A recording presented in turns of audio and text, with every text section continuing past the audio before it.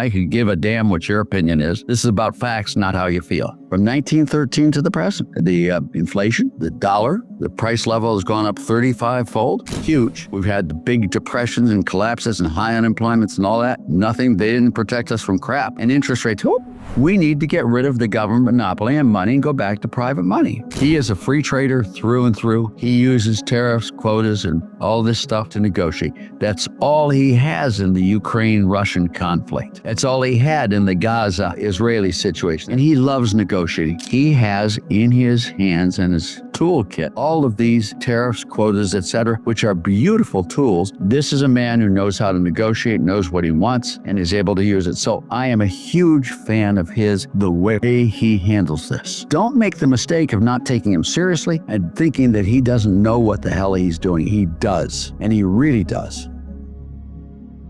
Welcome back to the Gold Exchange Podcast. My name is Ben Nadelstein. I am joined by world-famous economist and author Dr. Arthur Laffer. He's one of the key thinkers behind Trumponomics. He's the namesake of the famous Laffer Curve. And in 2019, he was the recipient of the Presidential Medal of Freedom for his contributions in the field of economics. If I continue to discuss all his past accomplishments and positions, it will take up the rest of our time on the podcast. So instead, I'll simply say, Dr. Laffer, it is an honor to have you on the show. Good. I would love it if you gave all of the ones. I mean, goodness, I love hearing it. No, go ahead. It's a pleasure to be with you. Dr. Laffer, for people who maybe don't know you because they've been living under a rock, let's jump in with a crash course on what supply-side economics is. What is it? What does it mean? What are the tenets of supply-side economics? And of course, what is the famous Laffer Curve? Yeah, I can send you a little paper on what is supply-side economics, which is about a 4 or 5 page, real simple thing, which would be fun maybe for you to distribute to your listeners if you'd like to. So I'll do that at the end. Supply side basically is people respond to incentives. They like doing things they find fun and attractive. They dislike doing things they find repulsive and disgusting. And the government can, through policies, affect those activities. If you tax something, you make it less attractive and people will do less of it. If you subsidize something, you'll make it more attractive and people will do more of it. That's where you get the supply side statement that if you tax people who work and you pay people who don't work, don't be surprised if you find a lot of people not working. You know, another one that's very simple here is if you have 2 locations, A and B. If you raise taxes in B and you lower them in A, producers and manufacturers are going to move from, you got it. You follow me? And, you know, and it gets more and more complicated, more and more sophisticated, but it's all just incentives. We then look at we look at the 5 areas of macroeconomics: taxation, government spending, monetary policy, regulatory policy, and trade policy. If you're in countries like Pakistan or Turkey or some of these, you would also look at privatization as well. And there's another one that fits very closely into it, but is not quite integrated fully, is something like peace through strength. There's a military set of policies there. And when you look at people, you see how the differences are. And almost all of my work, all of my books, everything have been looking at just how those incentives are achieved in the marketplace and what the policies are and how to get optimal policies.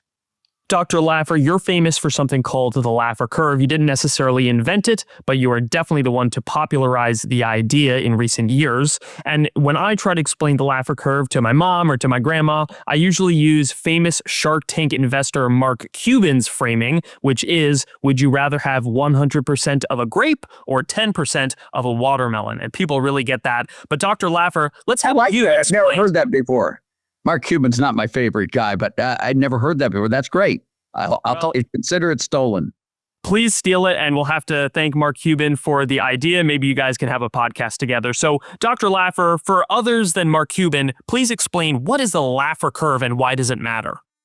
Well, the Laffer Curve is very simple. It is at 100% tax rates. If every time you went to the office, instead of getting a check, you got a bill, while your rates are very high, there's no production, no one would even get out of bed, there'd be no revenues. Likewise, if you have a 0% tax rate, everyone's working, everyone's making lots of money, but because your rate is so low, 0, they collect no money. So that starts off with those 2 points.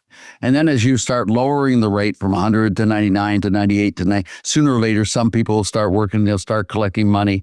If you raise the rate from 0% to 1% to 2%, you'll say, and what you do is you map out this sort of hyperbole there that is, quote, it's a pedagogic device. This is not an empirical device. And understand, it's meant to explain a point, not to measure it.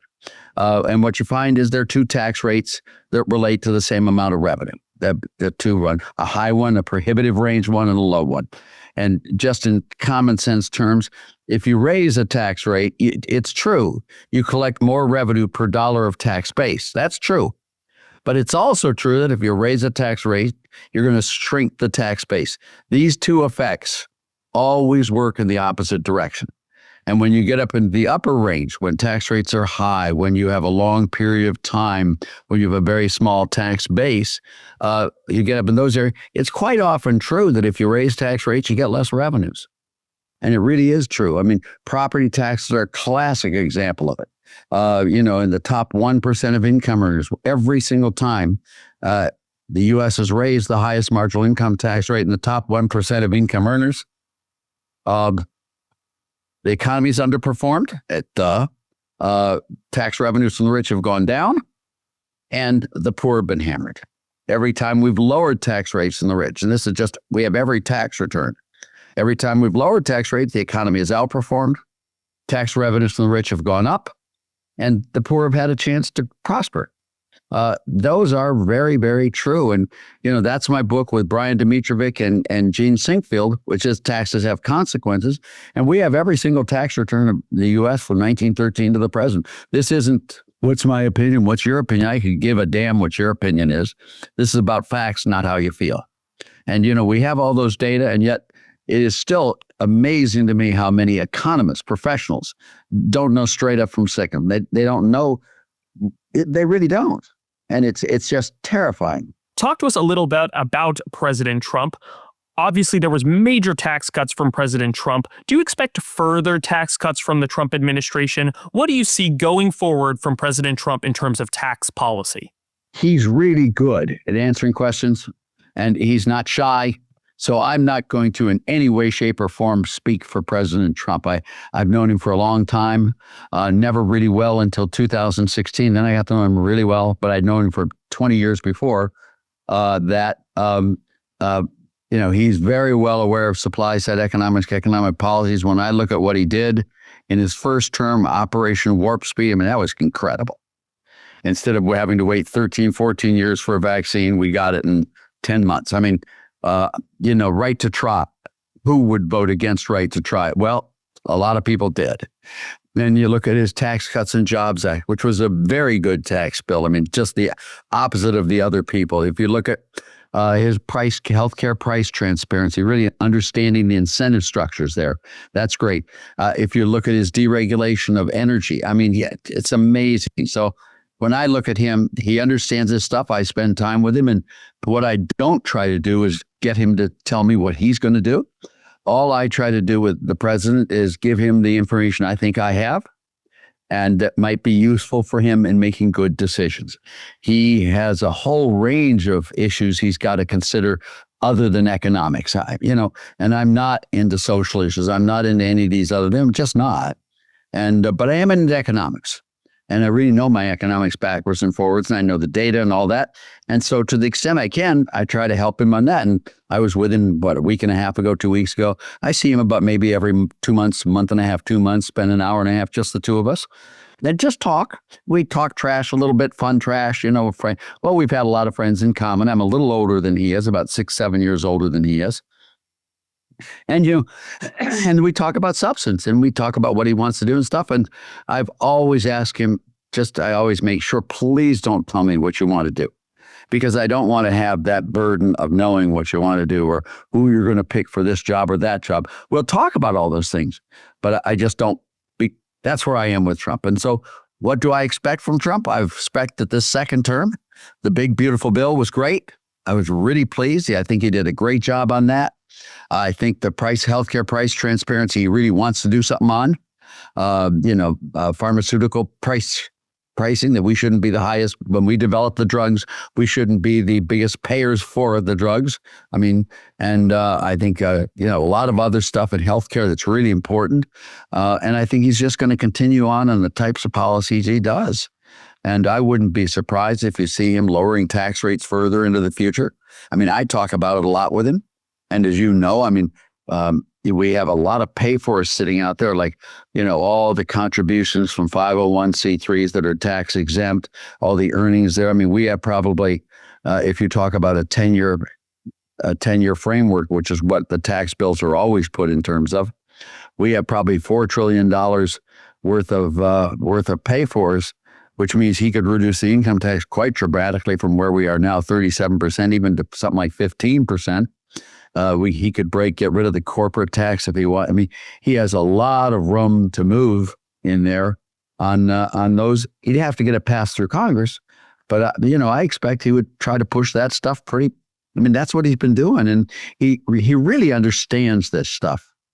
And when I talk to you about the Laffer Curve, I'll tell you about one I was talking to him about 2 weeks ago, and he was talking about a tax dividend from the tariffs. And he was talking about $2,000. He said $2,000 per person. That's about $600 billion that would go. And he was talking about it as a dividend. And I said, my thought's a little different than that. I would not recommend you do a dividend. Which would you prefer doing? Giving money to people who don't work, or reducing tax rates on people who do work? So my suggestion was, don't write them a check which will cause them to quit their job. What you do is you lower tax rates. Payroll tax rates was my suggestion. There's 2.5% on the employer, 2.5% on the employee. So it costs employers less to hire workers. And so workers receive more for being hired. What do you think would happen to total employment and output? I also went through with him. This is just an example of what I do is if you do a tariff dividend, you first place got to collect the money. Once you collect the money, then you have to write checks and send it back to those people. Well, collecting money is a very expensive process. I did a paper with John Childs long ago where it's about 25 cents for every dollar they collect. It costs the economy and the government about 25 cents to collect that dollar. So therefore, you have 75 cents left over. To send that 75 cents back out costs a lot of money. People there, you got fraud and all that sort of. So you may end up, let's say, with 60 cents. Now, if you take that same dollar you're talking about here and you cut the tax rate by $1, all right, then you get more output, more employment, more production, and more tax revenue. So the impact of a dividend, let's say of $2,000, the dividend you really, if you do $2,000 to send back, it costs you maybe $500 to do that one. So their benefits are only $1,500, and they also cause people not to work, versus cutting tax rates for $2,000, which would really be a lot more than that, because you're going to get all the feedback. Well, you can see the types of stuff I talk about with him. He understands all that stuff completely. Bang, no problems. And that's the type of stuff I talk about with him. And I don't know what he does with all of this stuff. Every now and then I find out later what he does. I don't know if your viewers know, he tweeted me out a couple days ago. And that was I wasn't expecting that. All of a sudden someone goes, "Did you see what?" Well, that was very nice of him. But, that's what I do with him. And it's just common sense. I do that with anyone who comes in who's in that type of position. I was Jerry Brown's economist when he ran for president. I was Gary Hart's economist when he was there. I worked with the Kennedys, with Clinton. I was a big supporter of Bill Clinton, obviously for good reason on that. I don't give a damn if you're left wing, right wings, liberal, conservative, Democrat, or Republican. You like tax cuts, I'm on your team. I mean, I'm not into the socialists, so what the hell else do I choose a team for except pro-growth agenda? Dr. Laffer, now I do want to ask you about one of Trump's agendas, which was tariffs. Obviously, supply-side economics usually is for free trade, and yet a lot of people have smeared President Trump as a mercantilist. Dr. Laffer, you speak with President Trump. You say he knows the issues. On a scale from free trader to mercantilist, where do you put President Trump? Well, I'm not going to allow you to do that. I'm going to allow you to let me explain the situation there. Pure trade theory is my dissertation, my trade. I taught pure trade at the University of Chicago. It doesn't get any better than that. All right. My book, International Economics, not a big seller. My mom bought 3 copies, but it's really right. And that's my specialty. And when you look at trade, you have 2 really big benefits from trade. You have what we call the Ricardian gains from trade, comparative advantage. We then have one other one, which is the Sidney Alexander gains from trade, which is the transfer of resources from one country to another, from savers to investors. Let me go through those there.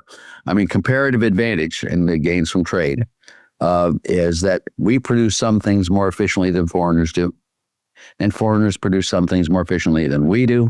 We and they would be foolish in the extreme if we didn't sell them those things we're more efficient at producing. In exchange for those things, they're more efficient. We should probably not be growing bananas in Minnesota in the dead of winter. I think that's the David. This stuff, comparative advantage, Ricardian, the gains from trade, is big deal. And I cannot overstate it. I mean, it's a huge deal. It is the real reason for the Smoot-Hawley tariff, which my colleague Bob Mundell said it was the Smoot-Hawley tariff that caused the Great Depression. And it was the Great Depression that caused World War II. Things don't get much worse than that.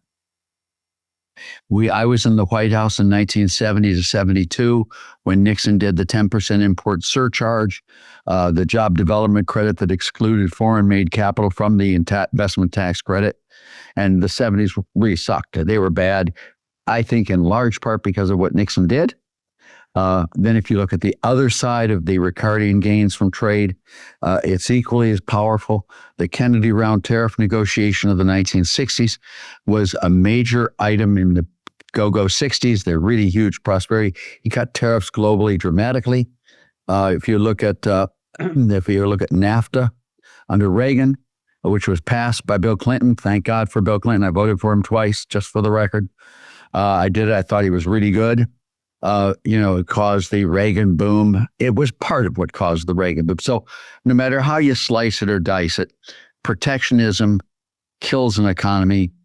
Reducing protectionist pressures booms the economy. Okay, we're all there. That's Ricardian. The Alexander gains from trade are equally as interesting and equally as powerful. There are some countries that save a lot more than they invest, and there are some countries that invest a lot more than they save. What really happens is the trade deficit is the trade deficit is for those countries that have more investment than they have savings, and the trade surplus is for those countries that have more savings than investment. You take a machine in Hokkaido. Imagine this. A machine in Hokkaido's crapping out. It's losing money like mad. You take that machine down to Tokyo Harbor. You load it onto a ship. You send that ship to San Francisco. You offload it in San Francisco. You take it to Denver, Colorado, and that machine is the most productive, wonderful. It's a beautiful allocation of resources. All right. By putting that machine on a ship in Tokyo Harbor, that's a Japanese export. All right. By offloading it in the United States, that's a U.S. import. Now, Japan has one less machine than it otherwise would have had. So it now has a trade surplus because it sold one machine. And it has one less machine. It has a capital deficit. The U.S. now has a trade deficit, and it owns one more machine. It has a machine surplus, a capital surplus. You follow me? That is, in short, the Alexander gains from trading. Just to give you a flavor as how important these are. From 1640 until about 1870. Now that's 230 years. That's a couple of weeks. Okay. The U.S. ran trade deficits every single year with 7 exceptions. There were 7 years we did not run a deficit. Okay, can you imagine what those years were? 1776 and 1777. For some reason, the British weren't willing to sell us goods. I don't know what's wrong with those guys. 1811, 1812, 2 years there. And then we had the Canal Bond collapse in 1842, 1843, 1844, where the British and the Dutch lost all their money. they bought all the bonds, and Rothschild out of England said, America will never get another penny. That lasted for 3 years and money, but those were the only 7 years that we didn't run deficits. We built our country on foreign savings, U.S. investment. We brought in their capital. We combined it with our labor, our natural resources, and we became the preeminent economic force on planet Earth because of our trade deficits, our capital surpluses, and the accumulation of capital here. It doesn't get much bigger than that. It really doesn't. So now looking at these, now I hopefully have convinced you how good trade is for the economy and how good it is both Ricardian and there are differences today than there used to be. For example, in the olden times, it took years to develop a consensus to put a trade bill in front of Congress. It then had to pass the House, had to pass the Senate, went to reconciliation. They got a common bill. They then passed both House and Senate. And once you got it passed, it's impossible to remove it. It took a while for the president to sign it. The Smoot-Hawley tariff was passed in the House and the Senate in the fourth quarter of 1929. It wasn't signed into law until June 30th, 1930 by Herbert Hoover. In 29, the stock market dropped 35% in that one quarter. It went from a high to down to 83. It fell by 83%. I mean, unemployment rate went from 2% to 25, 27. This stuff is big stuff. Today, it's not true. We have executive orders. We don't need to pass it through Congress and wait 400 years and undo it. He can put a tariff on you today, remove it tomorrow, put it on someone else, hop it down, get ticked off because your provincial Governor Ford up in Canada said some tariff on 10% across it, then take it off a week later. It's a very different thing on flexibility. You with me? Not only that, there's something called reciprocity, which is very different, that is not considered in international economics, but I'll consider it with you. After World War II, we took all the combatants, the U.S. did, both hostiles and friendlies, and we allowed them to put tariffs on U.S. products to be able to build up their domestic industries. And they did. They used those, and we did not reciprocate. We did not go after them. But after a while, they all of a sudden became developed countries, really prosperous on their own right. But did they lower those tariffs? No, they did not. So today, of all the big countries, and I'm not talking about the Isle of Man or Jersey, Guernsey, and Sark, or some of these others, and Hong Kong, but of the big countries, we are by far the freest trade big country, really are. And these other countries are really protectionist. It's been built into their political soul. So now you have something where you have a very skewed reciprocity. All right, you with me? We today have flexibility, and today we have a skewed reciprocity. Japan has much more tariffs on U.S. goods, non-tariff barriers, quotas, et cetera, than we do on Japanese goods. They don't have a clue how much damage they're doing to their own economy by tariffing their imports. They don't. They're no brains, no headache. That's it. The last thing I want to mention that's different today, that's understood today, and it's very important for Trump, is the idea of leverage. It's true that trade wars, there are no winners in trade wars. There are none. But the losers all don't lose the same amount. Imagine that the U.S. and Puerto Rico are the only two countries in the world. So the whole world economy is the U.S. and Puerto Rico. U.S. is 99% of the world. Puerto Rico is 1% of the world. Let's imagine we have this perfect free trade where all the resources are going in the Alexander gains from trade. All the resources are being done by the Ricardian gains from trade. Puerto Rico's exports are our imports. Our exports are Puerto Rico. They run a trade balance surplus. Our trade balance deficit is exactly the same as their surplus. I got it all perfect. Now imagine the U.S. puts a tariff. It's going to hurt the U.S. But when you look at U.S. producers, 99% of their customers are Americans. Only 1% are Puerto Ricans. Now look at Puerto Rico.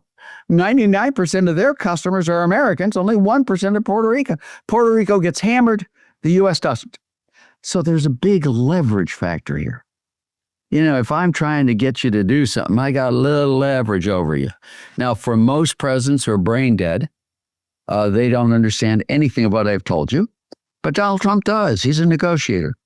So he uses trade because they're flexible. He's got the reciprocity issue.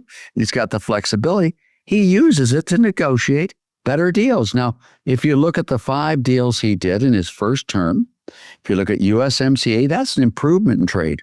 It really was. If you look at the Japanese deal, we got them to lower some non-tariff barriers. We did.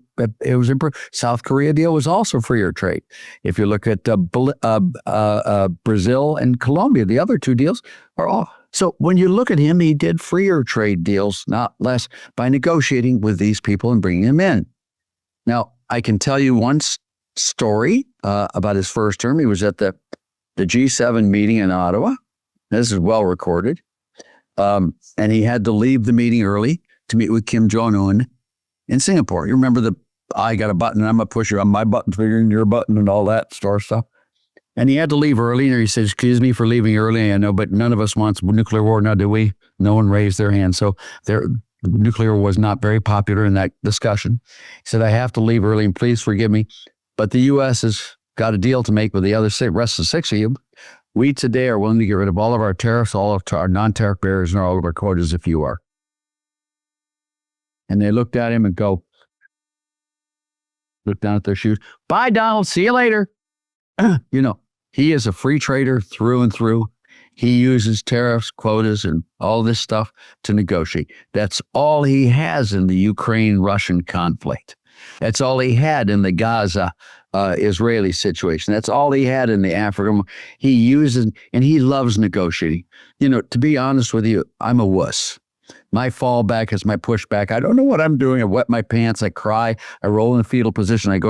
But Donald Trump doesn't do that. He has in his hands and his toolkit all of these tariffs, quotas, et cetera, which are beautiful tools. How do you deal with smog in St. Louis if you're dealing with Albanians fighting people in Sarajevo? They don't give a damn. But they do give a damn about tariffs. So he has a perfect set of tools, and he has a perfect set of countries and issues that he wants to achieve things. And my view is that I think Donald Trump is a free trader all the way. And he uses all of these tools to negotiate better trade and freer trade and bring us back more prosperously. And also he uses them to stop world war, just the same way Reagan did. It's peace through strength. If you join the good guys, we'll cut your tariffs, we'll stop sanctioning you, and we'll make money together. But if you decide to be a bad guy and bomb people and kill people, we're going to put sanctions on you, and we're going to build up a big defense. And, look what's happening to Venezuela. Perfect thing. But we'll blow up your goddamn boats. We'll embargo your tankers. I mean, this is what Reagan did. This is what Trump did. It's peace through strength, and he knows how to use it just the way Reagan did. I don't know if you remember our Iran stuff. I don't know if you remember that. This is Reagan, what we did there, what we did with all of these. Trump blasted the living hell out of the nuclear reactors. He's done this stuff with Venezuela. Reagan did it with the island there in the Caribbean there when the Cuban troops came in. Reagan did with the F-111s when he bombed Gaddafi's home. The same thing. This is a man who knows how to negotiate, knows what he wants, and is able to use it. So I am a huge fan of the way he handles this. Let me just tell you, I would be the biggest opponent of this with Joe Biden, because that guy doesn't know straight up from sick. Look, I'm 3 years older than Joe Biden, and that man should not be president. He shouldn't. I shouldn't be either, by the way. I go a lot. But Biden did it all the time. Donald Trump, with more tools, with more ability, more flexibility, makes America better, stronger, and more prosperous. I want the right for people to use those tariffs removed the day he's out of office. That's when I want the Supreme Court to come in with their decision. This is unconstitutional, but let him do it right up until that moment. You follow me? So, Dr. Laffer, if I'm hearing you correctly, you're saying that Donald Trump is basically using the flexibility of the on and off tariffs as a tool to lower these trade barriers. And hopefully, at the end of 4 years, we will have freer trade than when we started. Is that right? Yeah, but do remember, and let me talk about the president himself as a person. And, he did that one, the economy here is A+++++. When you look at Donald Trump and you hear how he speaks, and you and I understand this, but I want to make sure you understand that, you've got to take Donald Trump seriously, but not literally. He has a style of bluster, of flip. that doesn't mean he's not a serious person. That means that's the way he speaks. And he does his, if you go to the Oval Office, and I've been going to the Oval Office now for 55 years, it's the most beautiful Oval Office I've ever seen, much better than Nixon's or any of them. He's really done it beautifully. He's got the Declaration of Independence and the curtain there. He's got the big Reagan pic, and he's got gold filigree all across there. You've got the big wall of presidents, the wall of fame there, which is there. It's very much of the French Rococo, gaudy style, but it's beautiful. But that's Donald Trump. I'm not that. I'm old, primitive American. I like, Queen Anne, William and Mary. I mean, I'm not the style, but it's beautiful. He knows how to take him for who he is. That's Donald Trump. But don't make the mistake of not taking him seriously and thinking that he doesn't know what the hell he's doing. He does. And he really does. And he just expresses himself. And he expresses himself the way I would when I was in high school. Guys are stupid. Trump is probably as good a president the U.S. has ever had. And I'm just talking economics now. I'm not into socialism, as I've said 10 times, but I'm not. But I think he's about as good a president as we've ever had in the U.S. And I'm really pleased to be involved with him. I do not work for government ever. I never will. I did once. In the Nixon White House, I was George Shultz's right-hand person. And I found out what I don't do well and what I don't like. I really didn't like it there, and I could take you through all the reasons. And I made a vow I would never take a penny from government ever again. So when I walk into Trump's office, I don't have an agenda. I don't have an issue. I don't have an axe to grind. I really don't. I just there. If he doesn't like it, that's fine. Now, if you like it, you can use it. It's yours. All I'm here is trying to help him make a better job, not to get some result this way or that way or the other. And I like it much better that way because I go home at night. He can't fire me. He can't hire me. He can't double my pay. He can't have my pay. I did the same thing with Reagan. I never worked with Reagan. I was never a job in there. Now I was closer than all the people who were with Reagan. I was. But I didn't go in there. And, I look at these other people, and it's Republican and Democrat. I'm not trying to say it's not just one side. But these people, Janet Yellen, Christina Romer, Jared Bernstein, Larry Summers, all of these guys, they will rebut arguments they know to be true in order to curry favors with their political benefactors. I won't. If I'm not invited ever again to the Oval Office, fine. I got my farm up Kentucky. I got my 6 kids. I got my 14 grandkids, 4 great-grandkids. I'm doing just fine. I'm 85. I'd like to sit back and burp a little bit and maybe have an old-fashioned late at night instead of working the way I do. But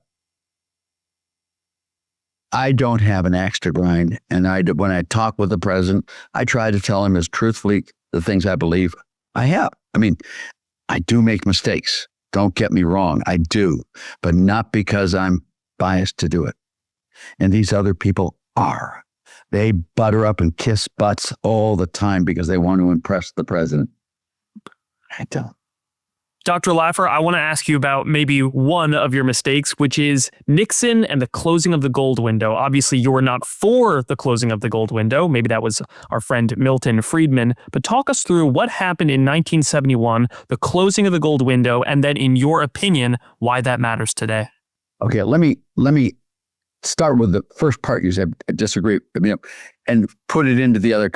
I was George Shultz's right-hand person. I was the senior economist, PhD economist in the White House. I was 29. George Shultz was my mentor. He'd hired me at the University of Chicago. He hired me 4 times. He never did learn.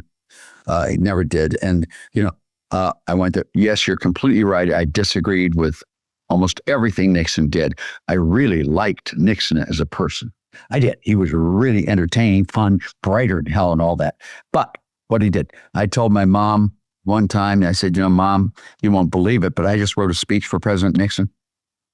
Mom, it was amazing. He took the whole thing. Oh, well, he made 2 changes, only 2 changes in the whole speech, Mom. Wherever I had is, he put is not, and wherever I put is not, he put is. But it's my speech, Mom. Nixon was the antithesis of what I believe in. although I liked him very much. I loved George Shultz. I thought it was great. My view back then was, if you're willing to listen to me, I won't quit. I don't mind being overruled. You guys were elected. I wasn't. I'm there. And if I can have an input in your process, I'd love to do that.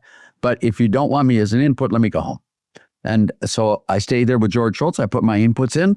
Of course, Paul Volcker and I were the only two who wanted to keep on the gold standard. Milton Friedman had won that debate. We got off gold and this was in the Camp David meeting there, and I didn't want to. I'm a gold bug, as you probably know, not in the sense of holding gold. I don't hold gold, but I do believe we should have a gold standard or a price rule standard. I really do. And Volcker does too. And we got outvoted. All the others were Milton Friedman acolytes, and they did their stuff. And in 1972, I think it was, where George gave a famous speech.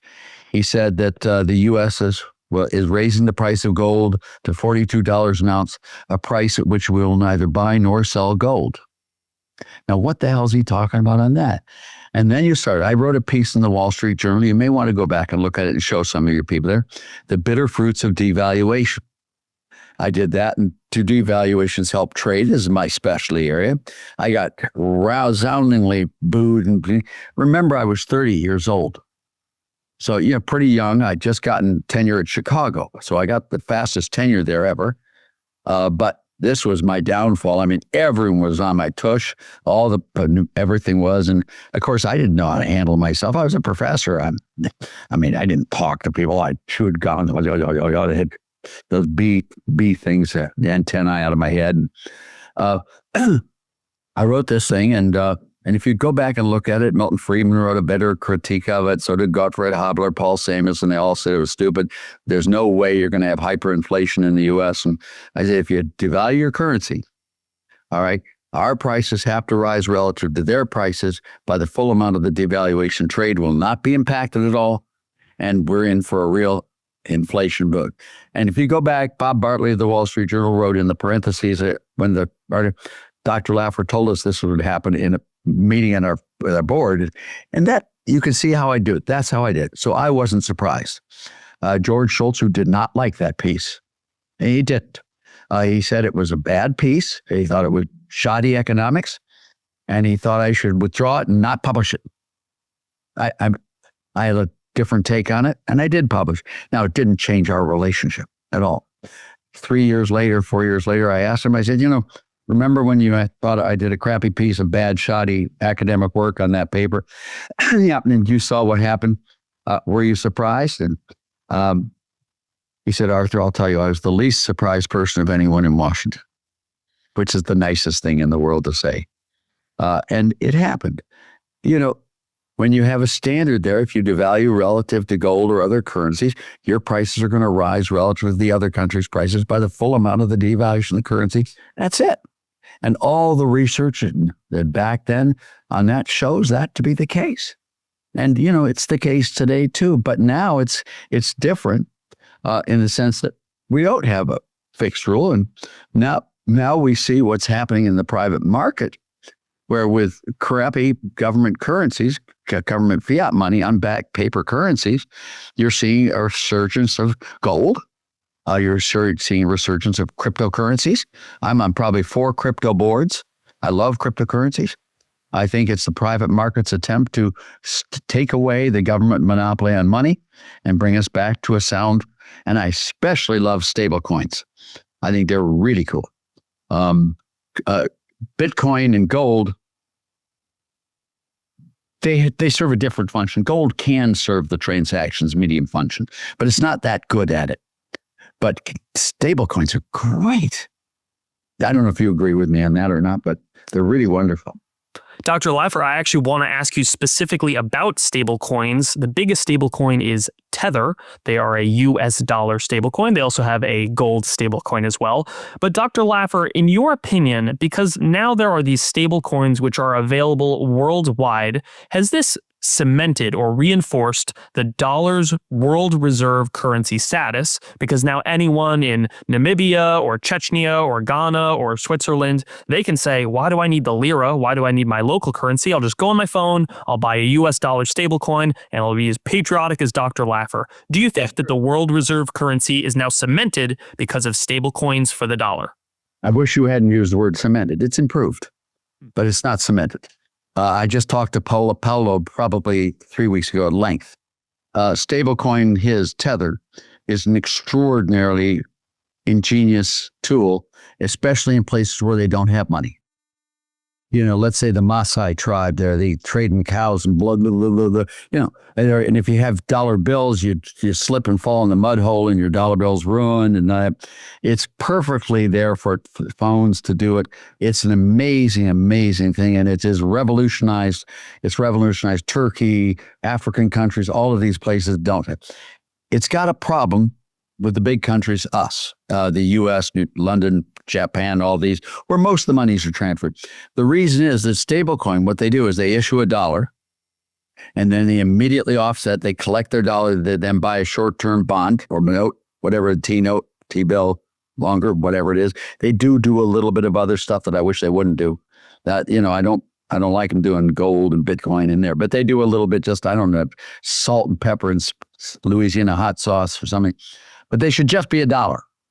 And they do that. And so they have a profit yield, a gross yield on that of the interest rate. Well, in our world of New York and financial markets, London, et cetera, you can't have those type of margins without having competitors just beat the living hell out of you. So I would love to see them to have a stable coin where they return the value to. Now they say the Genius Act would be blah, blah, blah, blah. That's just crap. The thing that's going to happen is you're going to get competition among stablecoins to where the margins are brought way, way, way, way down, maybe a tenth of a bip or a half a bip or a bip there, where you have a stablecoin where the returns are. Then it really doesn't matter what your numeraire is. It really doesn't, because the interest rate spread. The interest rate in the U.S. is really comprised of two things. One, it's the real rate of return on capital, but it's also the expected rate of inflation. And so when you have a dollar, what you want to have happen there is you want to have that stable in terms of goods and services. And to do that, you need to return to the holders of the stable coin the yield, the inflationary yield. That I think you're going to see now. You don't write it out in a dividend check. What you do is you allow the stable coin to appreciate relative to the numeraire you're stabilizing the coin to. Do you follow me? Let's say we have 3% inflation, so the stable coin should be appreciating relative to the dollar by 3% per annum. You can do that really easily, and you don't even have to. You can do it continuously every billionth of a second. Now, I'm on the board of Soulmate, which does Solana, as you know, but it's cool. All of these ones have different functions, different uses. They all have blockchain, which I think is absolutely brilliant. Blockchain, get rid of all the transactions problems and banks, et cetera, credit cards. It's just unbelievably cool. And being 85, I'm considered the grandpa of crypto. But I love it, and I'm on 4 boards with it. And I think it's the greatest thing ever, and I want to live forever to see how it evolves. But that's what I think is going to happen. Gold, I was, when it was just Bitcoin and gold, I like Bitcoin, but Bitcoin, I didn't know how it could transfer itself to be a transactions medium. Now with Tether and all these other stable coins, I understand it. Gold has both, but gold has the one problem of being a commodity. Now you can do almost be infinitesimally small. You can do 0.00001, one molecule of gold, one atom of gold you can do. But it is a little awkward in that it's a physical thing. So I always go back, and I don't know if you'd like me to do this with you, but I think it might be good for your podcast. Let me go back to the history of the U.S. dollar. And let me take you back, and I'm going to use my point of demarcation, 1913. which is the same year that I do my demarcation on the income tax, because the income tax in the U.S. was the 16th Amendment was passed in the early 1913. They then passed the income tax, the progressive income tax, and the income tax in the U.S. in 1913 was only for November and December. That's the demarcation when it started. Same thing with the Fed. The Fed was instituted in 1913. Prior to that, the monetary system was private. And it really was private. Now, government had three functions, a little bit more than three, but I'll just talk about the three real ones. Number one, it defined what a dollar was. A dollar is 1/20th of an ounce of gold, $20.67 to be exact. All right. A dollar is an ounce of silver. All right. Well, that's a dollar. They defined it. They also did minting of coins. We had the U.S. Mint, which if you brought in bullion, silver or gold, they got it to the right purity. They then minted coins for you, and they charged you a commission. That was true, by the way, in private sector. There were a lot of private mints all over the country. It was a competitive industry, and how much they charged determined where the people brought it. So that's not a big deal, having the government involved in that. It doesn't do any problem. The one that they did, which I thought was really good, is they would go to banks that had released their balance sheets and their income statements and audited them to make sure that the financial statements they released were true and accurate. Now, as you know, back then, paper currency were banknotes. Okay, banks issued liabilities. They had a format, a piece of paper format. It looks like a dollar bill, only each one had its own bank name on it. Bum, bum, bum.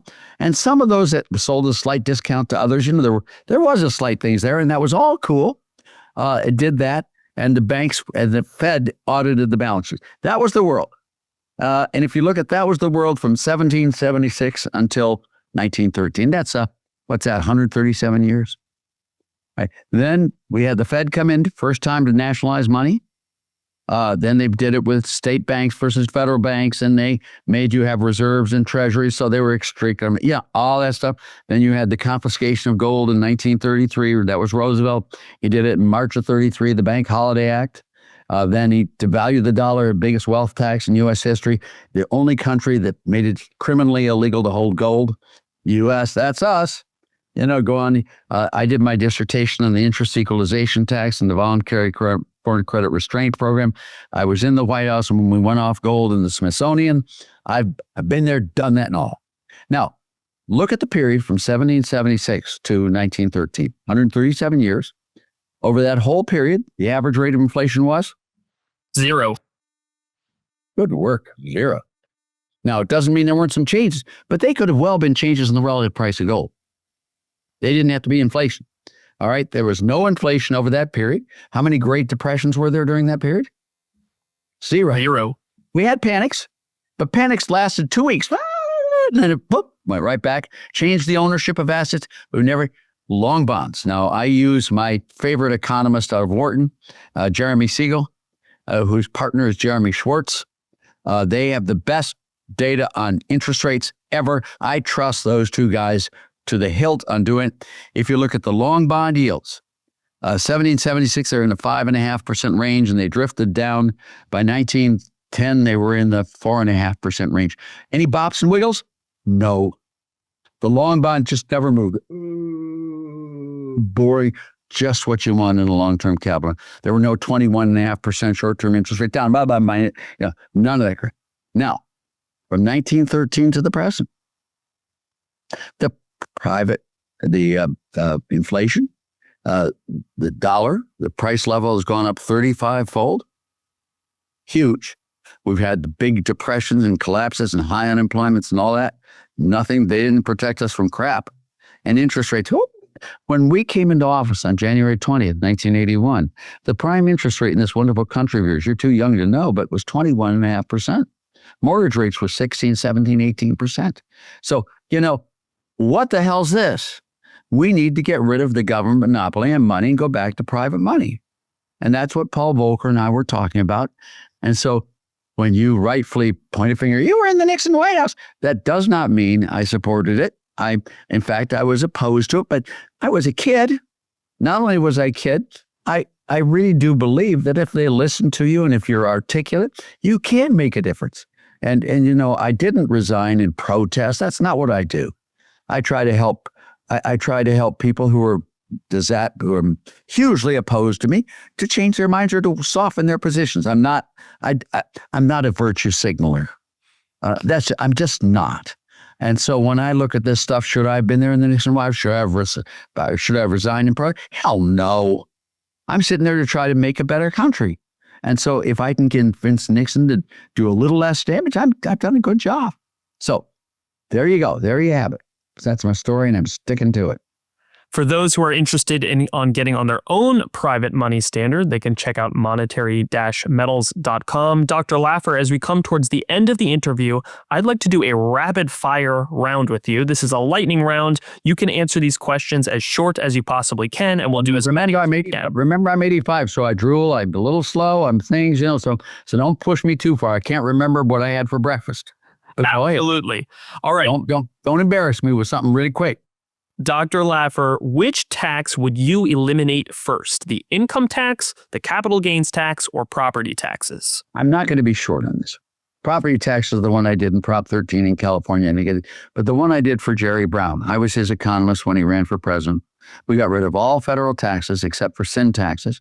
And we replaced all federal taxes with 2 flat rate taxes, one on business net sales, value added, and one on personal unadjusted income with no deductions, no exemptions, no exclusions, no omissions, nothing. Both in there with no progressivity in the codes, nothing there. That's what I do. Dr. Laffer, next rapid fire question for you. Which country, in your view, has tax rates that are too low? Are you kidding? Which 18-year-old has too much sex? None. Darn. All right, Dr. Laffer, next question for you. What would you say to states that are losing citizens, like California or New York, to places like Tennessee or Florida? Well, I moved because of that. That's the whole reason I moved to Tennessee was that, and I did, and I made great choice. Earning income with lower taxes is a lot more fun. Just for the record, just thought I'd mention that to you. Yeah, and that's what they do. And if you go to my series on rich states, poor states, I've been doing that since Prop 13, since 1978. I've kept the whole index. It's the Alec Laffer Index on. And so you can look that up on the American Legislative Exchange Council's website there. Steve Moore does one on the Committee of Down East Prosperity website, which I developed long ago, savetaxesbymoving.com. So, and I also live by, I eat the stuff I kill. So. All right, Dr. Laffer, next one for you. Who do you think will see a bigger economic boom? Nayib Bukele in El Salvador or Javier Milei in Argentina? I've spent a week with each one of them, and I love them both. Bukele is really impressive. His brother is phenomenal. Khalid, his sister is great. I spent time there. I've got all these pictures. He's really a cool guy, and his family is cool, and he's enormously popular. I've also spent a week with Javier Milei. I adore the guy. I've got all these pictures where Eva Perón gave her seat in the Casa Rosada. I know that's the Pink Palace. That's where he operates there. I think with a recent reprieve by the debt that our Scott Bessent was so wonderful doing, his new election, I think both of these gentlemen are going to be enormously successful. And I hopefully am going down to see the old-timey ones that I did in Chile with Pinochet and Sergio de Castro and Ralph Luders. Cast was just elected new president of Chile, throwing out the commie, just like we did with Eduardo Frei and Allende, and coming in with a good. And I'm really excited about all 3 of those countries. Argentina, I think, is going to be spectacular. Sturzenegger and Caputo are just amazing if you know who they are. They're just wonderful, just like the old Menem team. God, the best ever. And if you look at the Bukele team, it's the whole family plus. And now you're going to see us rejoin. So it's going to be the 3 amigos. And, now all we have to do is get that Nascimento da Silva out of there, out of Lulu, out of Brazil, and put Paulo Guedes and all the people back in there, Bolsonaro.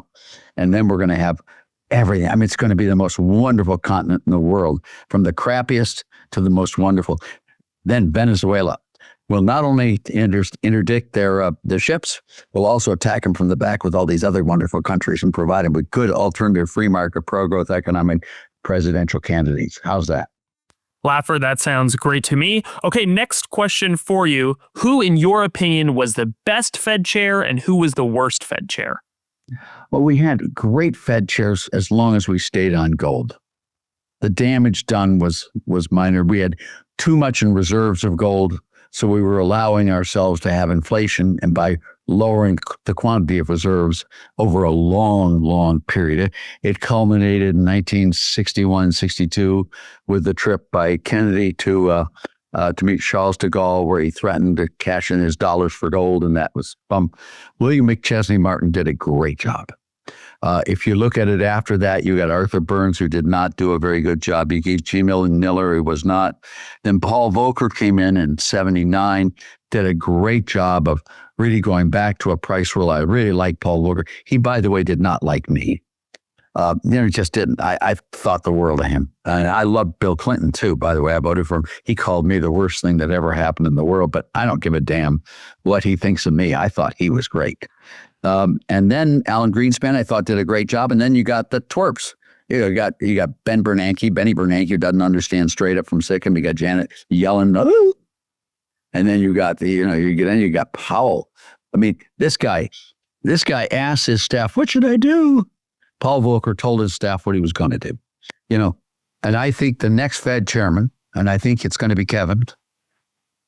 That's a joke. There are two Kevins on that. Thank you. I think it's going to be Kevin, and I think we're going to go back to a very good Fed chairman and hopefully reestablish solidity and soundness in our currency. Dr. Laffer, last rapid fire question for you before we grade President Trump. Do you support auditing the Fort Knox gold? I think it would be fun. Do you think that's there? Dr. Laffer, we'll do it together. All right, Dr. Laffer, let's rate President Trump on the pillars of prosperity. First, low rate, broad-based, flat tax. Where do you rate President Trump from F to A? But this is rating versus what? Just in general on the pillars. So you got to have a standard. I mean, F to A. If you got the highest, if you got the highest North Star. Yeah, no, I understand the North Star.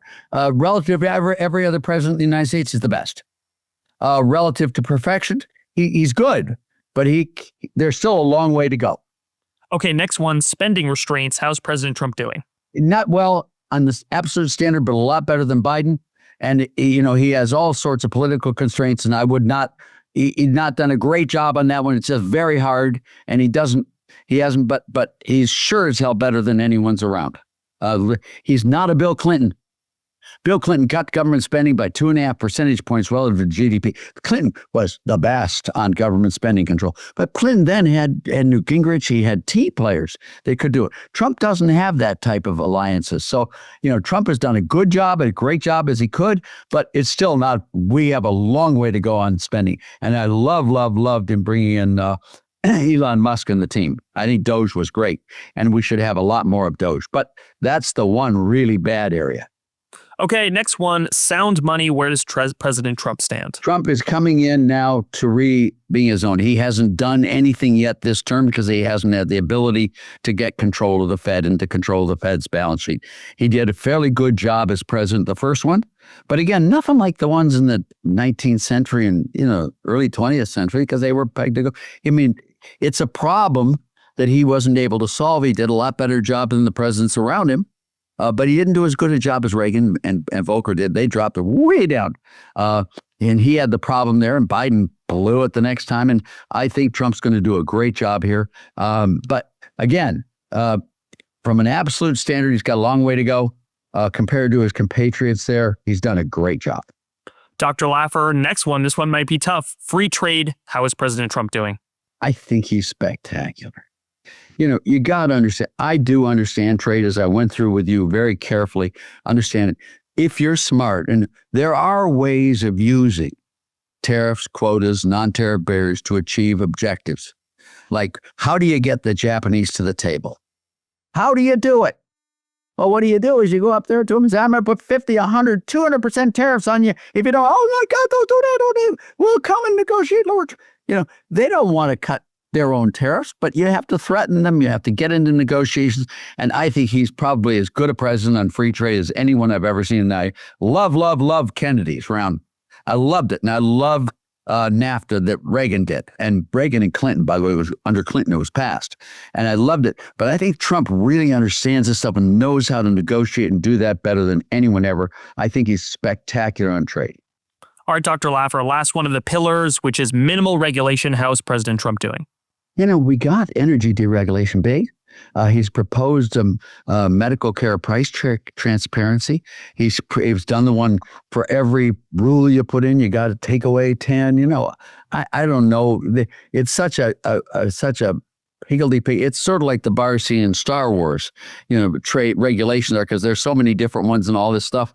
But I think he's done the best job I know in modern time. Now, back in the olden days where, in 1910, government spending as a share of GDP was 3%.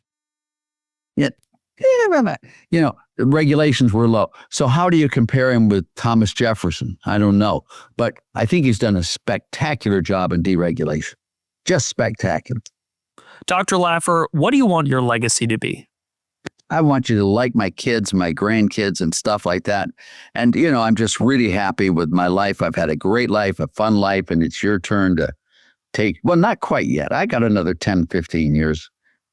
Dr. Laffer, you're living to 137. That's my prediction. That is my view. You've heard that too, Ash. All right, Dr. Laffer, I'm going to give you a minute to brag about your children, your grandchildren, your great-grandchildren, because I hear that's one of the joys of life. It is. I mean, it doesn't mean I love all my kids the same and all my grandkids the same. I do. I don't like them all the same. Okay. They piss me off and stuff like that. And I get some battles, they come. All of that happens. But I really look at my kids. I don't have a zig or a zag in the group. They're all good. Some of them more successful in one area or the other, but they're all really good. They've all got kids of his own except one, and I think he's going to soon. Then I look at my 14 grandkids.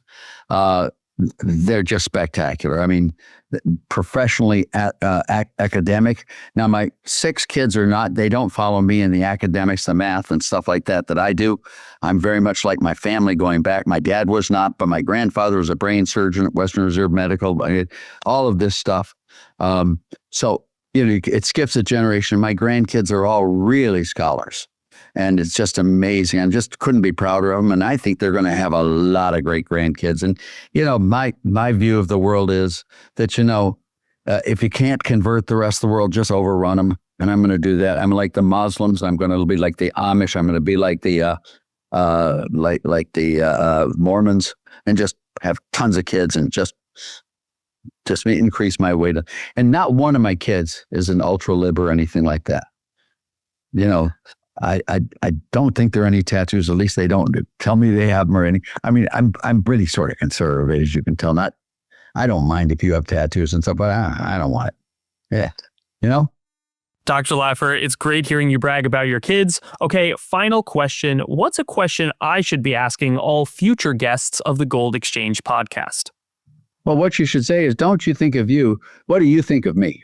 Dr. Laffer, what do you think of me? I think you've done a good job today. Dr. Laffer, I can't wait to do even better in our next interview. Thanks so much for joining us. Great. Thank you.